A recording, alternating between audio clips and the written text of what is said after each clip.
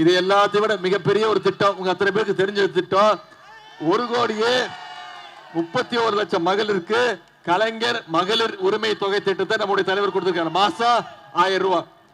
அத சங்கி கூட்டமோ அதிமுக கூட்டமோ எப்படியாவது நிப்பாட்டணும்னு முயற்சி பண்ணாங்க. தேர்தலை காரணம் காட்டி மகளிர் உரிமை திட்டத்தை 3 மாசம் முழக்கணும், நிப்பாட்டணும்னு ஒன்றிய அரசு முயற்சி பண்ணுச்சு. நீதிமன்றத்துக்கு போனாங்க. ஆனா நம்முடைய தலைவர் அவர்கள் 3 மாசத்துக்கு சேர்த்து 3000 ரூபாய், கோடை கால சிறப்பு நிதி 2000, 5000 ரூபாய் நம்முடைய தலைவர் 1,31,00,000 குடும்பங்களுக்கு கொடுத்திருக்கிறார். இதெல்லாம் இந்த திட்டங்கள்லாம் தொடரணும்னா மீண்டும் நம்முடைய உதயசூரியன் உதிக்கணும். அது மட்டும் இல்ல, பல்வேறு வாக்குறுதிகளையும் நம்முடைய தலைவர் கொடுத்திருக்கிறார். என்ன வாக்குறுதி? மகளிர் உரிமை தொகை மீண்டும் திராவிட மாடல் 2.2 ஆட்சி அமைஞ்சோன்னு 1000 ரூபாய் எவ்வளவு 2000 ரூபாய் உயர்த்தி தருவேன் தலைவர் சொல்லியிருக்கிறார். காலை உணவு திட்டம், முதலமைச்சர் காலை உணவு திட்டம் இன்னைக்கு 5ஆம் வகுப்பு வரைக்கும் கொடுத்துட்டு இருக்கோம். அதை விரிவுபடுத்தி 8ஆம் வகுப்பு வரை கொடுப்போம்னு நம்முடைய தலைவர் வாக்குறுதி கொடுத்திருக்கிறார். புதுமை பெண் திட்டம், தமிழ் புதல்வர் திட்டம் மாசம் 1000 ரூபாங்கிறது உயர்த்தி கல்வி ஊக்கத்தொகை 1500 ரூபாய் கொடுப்பேன்னு நம்முடைய தலைவர் உத்தரவு கொடுத்திருக்கிறார். ஓஏபி முதியோர் உதவி தொகை இன்னைக்கு 1200 ரூபாய் கொடுத்துட்டு இருக்கோம். அதை உயர்த்தி 2000 ரூபாய் தரேன்னு நம்முடைய தலைவர் வாக்குறுதி கொடுத்திருக்கிறார். மாற்றுத்திறனாளிகளுக்கான ஓய்வூதிய தொகை அவங்களுக்கு 1500 ரூபாயில இருந்து 2500 ரூபாய் உயர்த்தி கொடுப்பேன்னு வாக்குறுதி கொடுத்திருக்கிறோம். இப்போ ஒரே மாசத்துல 10 லட்சம் மாணவர்களுக்கு லேப்டாப் கொடுத்தோம். அடுத்த 5 ஆண்டுகள்ல 35 லட்சம் மாணவர்களுக்கு லேப்டாப் திட்டம் கொடுக்கப்படும். மகளிர் சுய குழுக்களுக்கு கேரண்டி இல்லாத, பிணை இல்லாத வங்கி கடன் 5 லட்சம் வரைக்கும் கொடுக்கப்படும் என்ற உறுதிமொழி கொடுத்திருக்கிறோம். அடுத்த 5 ஆண்டுகள்ல கலைஞர் கனவு இல்ல திட்டம் 10 லட்சம் வீடுகள் கட்டி பொதுமக்களுக்கு கொடுக்கப்படும் என்ற உறுதிமொழி கொடுத்திருக்கிறோம். இதையெல்லாம் விட மிக மிக முக்கியமான ஒரு திட்டம் உங்க அத்தனை பேருக்கு தெரிஞ்சிருக்கும். அதுதான் இல்லத்தரசி திட்டம். ஆட்சி அமைஞ்ச உடனே நம்முடைய தலைவர் அவர்கள் உங்க அத்தனை பேருக்கும் ஒரு கூப்பன் கொடுப்பாரு. அரசு ஒரு கூப்பன் கொடுக்கும். அந்த கூப்பனுடைய மதிப்பு எவ்வளவு? 8000 ரூபாய். அதாவது முதலமைச்சர் அவர்கள் இல்லத்தரசி திட்டம்னு ஒரு தேர்தல் அறிக்கையில் சொல்லியிருக்கிறார்.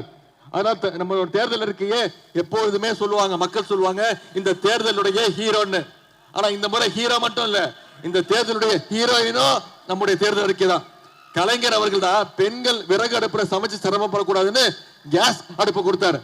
அதன் பிறகு பெண்கள் வீட்டுல இருந்து உலக அறிவு கத்துக்கணும், எல்லாமே தெரிஞ்சுக்கணும்னு டிவி கொடுத்தாரு. கலைஞர் டிவி கொடுத்தோம். அதன் பிறகு நம்முடைய தலைவர் என்ன பண்ணாரு?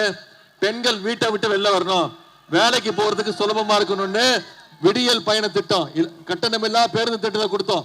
பெண்களுக்கு சொத்துல சம உரிமை கொடுத்தோம். இன்னைக்கு நம்முடைய தலைவர் என்ன சொல்றாரு?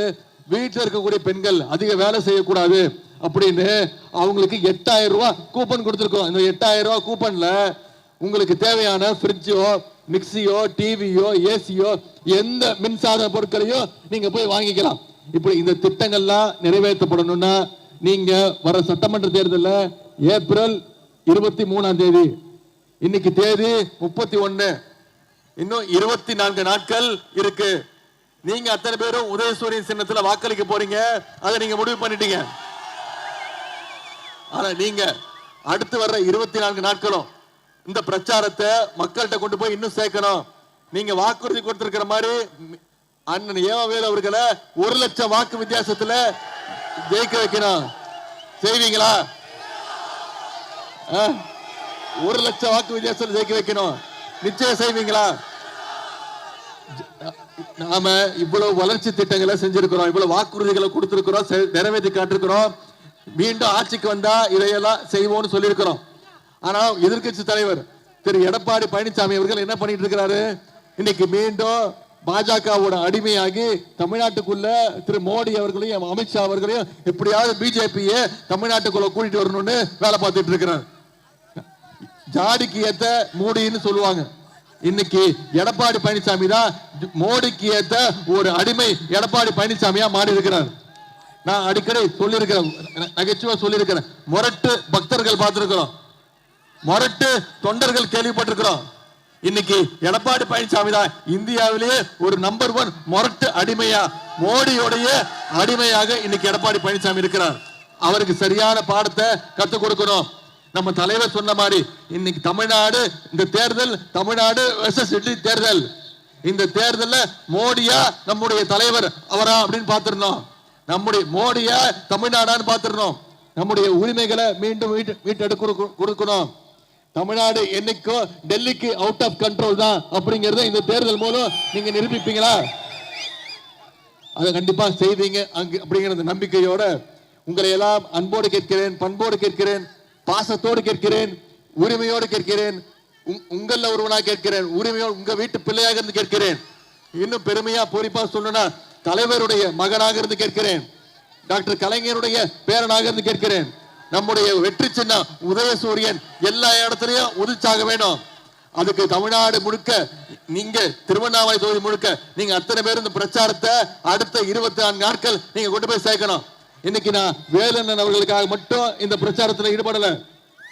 இங்க நம்முடைய கீழ்பெண்ணாத்தூர் வேட்பாளர் அண்ணன் திரு பிச்சாண்டி அவர்களுக்கும், கலசப்பாக்கம் வேட்பாளர் அண்ணன் திரு சரவணன் அவர்களுக்கும், செங்கம் வேட்பாளர் சகோதரர் திரு அண்ணன் மூப்பே கிரி அவர்களுக்கும் உதயசூரியன் சின்னத்தில் வாக்களிச்சு மிகப்பெரிய வாக்கு வித்தியாசத்துல நீங்க ஜெயிக்க வைக்கணும். செய்வீங்களா? நிச்சயம் செய்வீங்களா? உங்களை எல்லாம் அன்போடு கேட்கிறேன், பண்போடு கேட்கிறேன், பாசத்தோடு கேட்கிறேன், தலைவருடைய மகனாக இருந்து கேட்கிறேன். இன்னும் பெருமையா பொறிப்பா சொல்லணும்னா கலைஞருடைய பேரனாக இருந்து கேட்கிறேன். உதயசூரியன் வாக்களிங்க. மிகப்பெரிய வாக்கு வித்தியாசத்துல இந்த திருவண்ணாமலையில் இருக்கக்கூடிய அனைத்து தொகுதியிலையும் உதயசூரியன் உதிக்கணும். நம்முடைய திராவிட மாடல் 2.0 ஆட்சி அமைய வேண்டும். நம்முடைய தலைவர் மீண்டும் 2வது முறையாக முதலமைச்சர் பொறுப்புல உட்காரணும்னா திருவண்ணாமலை அனைத்து தொகுதியிலையும் நீங்க வேலை செஞ்சு உதயசூரியன் சின்னத்தை வெற்றி பெற செய்யுங்க. இந்த அன்புக்கும் வரவேற்புக்கும் நன்றி, நன்றி, வணக்கம்.